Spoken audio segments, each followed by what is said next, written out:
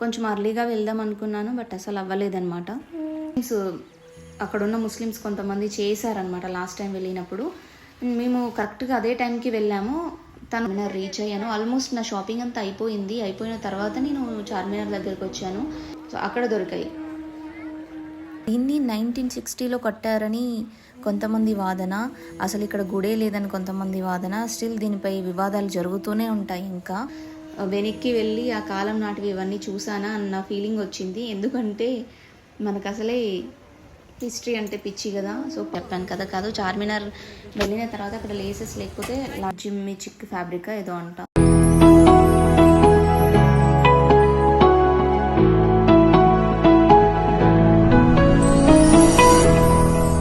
Hello అండి, నమస్తే, welcome to Bharatiya diaries.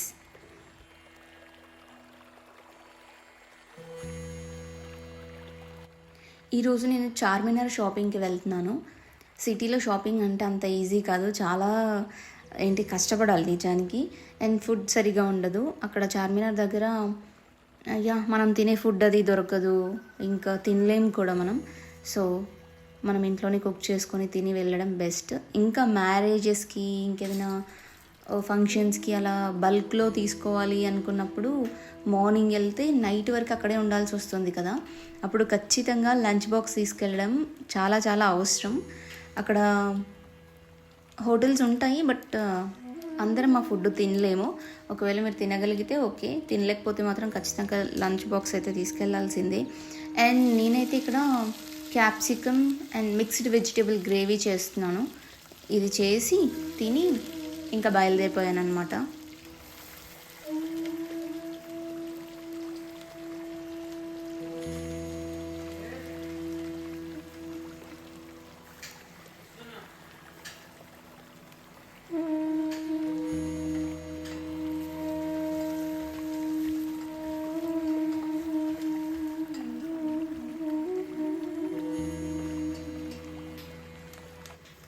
నిజానికి ఈరోజు కర్రీ ఏం చేయాలో అర్థం కాలేదన్నమాట. ఏంటో ఇంట్లో నాకు ఆలు, టొమాటోస్, క్యాప్సికమ్స్ కనిపించాయి. ఇంకా దాంతో కొంచెం డిఫరెంట్గా ఏదైనా చేద్దామనేసి ఇలా గ్రేవీ చేశాను. చాలా బాగా వచ్చింది. లైక్ మనం క్యాటరింగ్కి ఇస్తే వాళ్ళు ఎలా చేస్తారో అదే టేస్ట్ వచ్చింది ఎగ్జాక్ట్లీ. దీంట్లో నేను పచ్చి కొబ్బరి, నువ్వులు, జీలకర్ర, కొంచెం ధనియాలు కూడా వేసుకోవచ్చు, లైక్ మీకు ఇష్టమైతే. సో అవన్నీ మిక్సీ పట్టేసి దాంట్లో వేసేసి బాగా ఫ్రై చేసిన తర్వాత salt and red chilli powder, garam masala అవన్నీ వేసి, ఇంకా నార్మల్గా మనము గుత్తి వంకాయ కర్రీ ఎలా చేస్తామో సేమ్ అదే గ్రేవీ అలాగే ఉంటుంది. కొంచెం డిఫరెంట్గా ఉంటుంది, లైక్ గుత్తి వంకాయ గ్రేవీ లాగా ఉండదు, ఇంకొంచెం డిఫరెంట్గా ఉంటుంది. క్యాప్సికమ్ వేసాం కాబట్టి ఆ ఫ్లేవర్ తెలుస్తూ ఉంటుంది. సో ఫైనల్గా నేనైతే కుక్ చేసేసాను. ఇంకా హడావిడిగా హరీబరీగా తినేస్తున్నాను. మేము ఇంట్లోంచి బయలుదేరేసరికి అరౌండ్ 11 AM అయింది. సో ఆ టైంకి బయలుదేరిపోయాము. ఇంకా నేను కొంచెం అర్లీగా వెళ్దాం అనుకున్నాను, బట్ అసలు అవ్వలేదన్నమాట.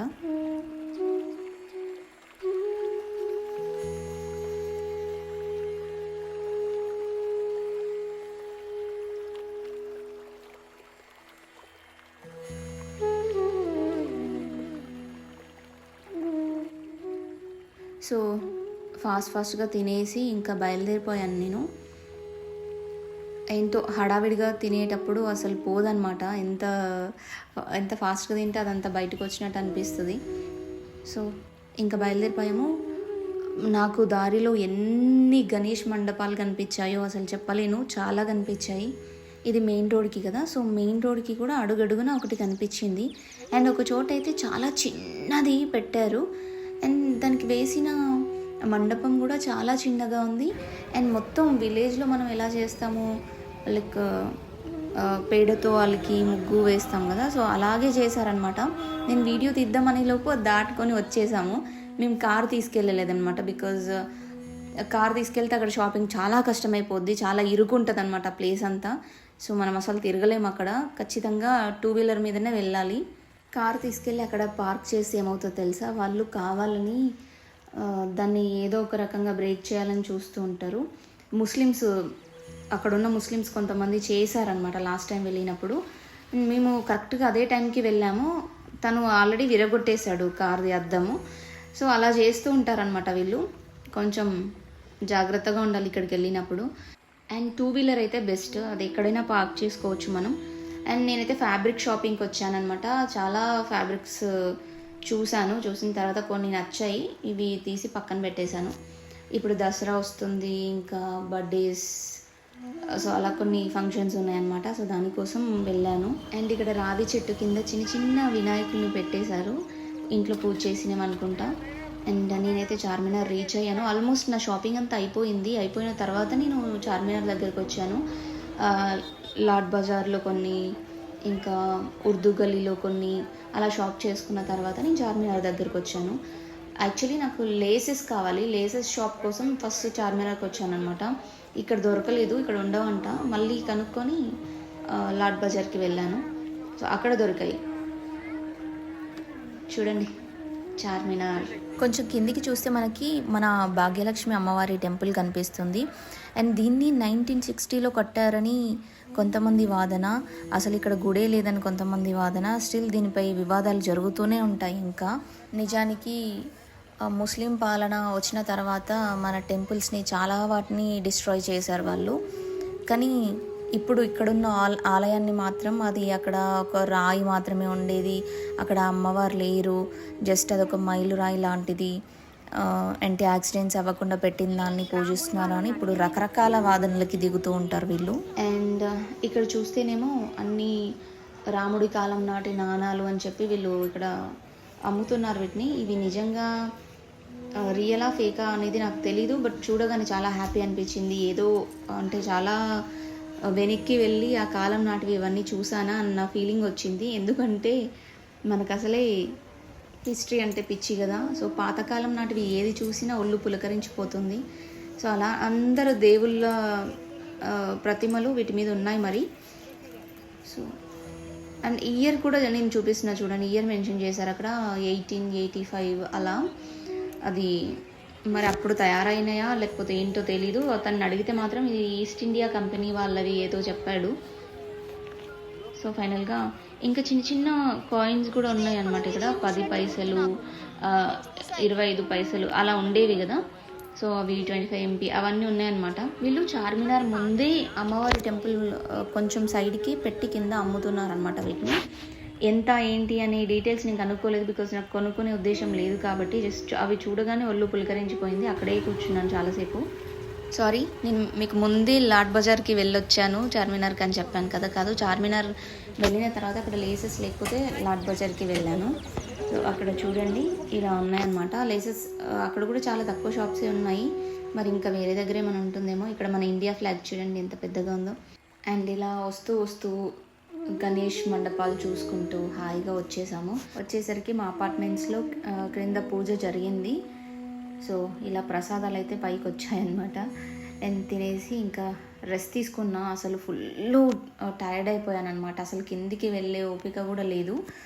లైక్ ఫీవర్ వచ్చినట్టు ఫీవరిష్గా అయిపోయాను, బికాజ్ చాలా తిరిగాం కదా. దట్టు ఫుడ్ చాలా తక్కువ తీసుకున్నాను కాబట్టి ఇంకా అక్కడ తినడానికి కూడా ఏం లేదు కాబట్టి అలా అలసిపోయాను. అండ్ ఈ ఫ్యాబ్రిక్స్ నేను తీసుకున్నవి, ఈ ఫ్యాబ్రిక్ని ఏమో అంటారని చెప్పారు, జిమ్మి చిక్ ఫ్యాబ్రిక్ ఏదో అంట. ఇది కొత్తగా వచ్చింది, ఇప్పుడు ట్రెండింగ్లో ఉంది. సో అదే నేను 2-3 ఫ్యాబ్రిక్స్ అవే తీసుకున్నాను. సో ఇలా వీటికి చూపిస్తున్నా మీకు ఇలా కాంబినేషన్ అనేసి. అండ్ చార్మినార్ వెళ్తే అసలు ఎంత సౌండ్స్ ఉంటాయో. ఈ అంటే మనుషుల గోల కొంచెం అయితే, వాళ్ళు నమాజ్ అది చదువుతూ ఉంటారు కదా, అది కూడా అంటే ఎక్కువ మైక్స్ పెట్టేసి చేస్తూ ఉంటారనమాట. చాలా లౌడ్గా వస్తుంది వాయిస్ వాళ్ళది. సో అది విని ఈ పబ్లిక్లో తిరిగి వాళ్ళ వాయిసెస్ అంతా విని అసలు హెడేక్ వచ్చేస్తుంది ఇంటికి వచ్చేసరికి పక్కా. సో ఇలా నేనైతే కొన్ని ఐటమ్స్ తీసుకున్నాను. ఇది 100 రూపీస్ చైన్ అనమాట. చార్మినార్ ముందు మొత్తం 100 రూపీస్ షాపింగే ఉంటుంది మనకి. బట్ నేనేమీ తీసుకోలేదు. ఆ చైన్ మాత్రం కొంచెం నైస్గా అనిపించింది, సో తీసుకున్నాను. బట్ అది ఎక్కువ రోజులు ఉండదు, 1-2 సార్లు వాడగానే దాని లైఫ్ అయిపోతుంది అనమాట. బికాజ్ ఎప్పుడైనా సరే మనం ఎంత ప్రైస్ పెడుతున్నామో దాన్ని బట్టే క్వాలిటీ కూడా ఉంటుంది. బట్ మనము తక్కువగా కాస్ట్ ఉన్నవి తీసుకోవడానికి ఇష్టపడుతూ ఉంటాం, బట్ అసలు అది లైఫ్ ఇవ్వదు. అండ్ లేసెస్ కూడా నేను ఎక్కువ తీసుకోలేదు, ఇది కూడా ప్రైస్ ఎక్కువ పడ్డట్టు అనిపించింది నాకు. ఇది 300 చేంజ్ పడింది, దగ్గర 400 అనమాట. ఎంత ఉంటుందా అనిపించింది, అంటే అది హోల్సేల్ షాప్ అనమాట. మరి ఏంటో దీనికన్నా ఆన్లైన్లో చీప్గా వస్తుందేమో అనిపించింది. లేస్ అయితే నేను అసలు సాటిస్ఫై అవ్వలేదులేండి. అండ్ ఫ్యాబ్రిక్స్ కూడా ఏమీ తక్కువ ప్రైస్లో రాలేదు, బట్ ఎక్కువ వెరైటీస్ ఉంటాయని వెళ్ళడం తప్ప, మనం ఎంత తక్కువ తీసుకుంటే వాళ్ళు రిటైల్కే ఇస్తారు తప్ప హోల్సేల్కి ఎందుకు ఇస్తారు చెప్పండి. సో అదనమాట విషయం. సో నేను వీటిని లెహెంగా బ్లౌజ్ కోసం తీసుకొచ్చాను.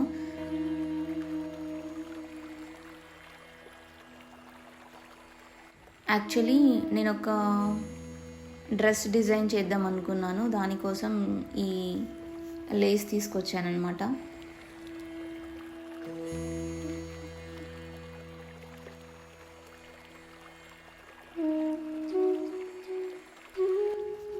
సో బ్యాంగిల్స్ కూడా చార్మినార్ దగ్గరవే. ఇది మాత్రం లాట్ బజార్లో తీసుకున్నవి. ఇది కలర్ చేంజ్ వచ్చిందని నేను చూసుకోలేదు, కొంచెం లిటిల్ డిఫరెన్స్ అయితే కనిపిస్తుంది కదా. ఒకటి పింక్, ఇంకొకటి పింక్స్లోనే 2 డిఫరెంట్ షేడ్స్లో కనిపిస్తున్నాయి. బట్ ఇది కూడా కాస్ట్ చాలా పడింది. 150 చెప్తే నేను 80 రూపీస్కి తీసుకున్నా, బట్ ఇది అంత వర్త్ కాదు. సో అదనమాట ఈరోజు బ్లాగ్. ఈ వీడియో మీకు నచ్చితే like, share, comment and subscribe చేసుకోవడం మర్చిపోద్దు. Thank you for watching.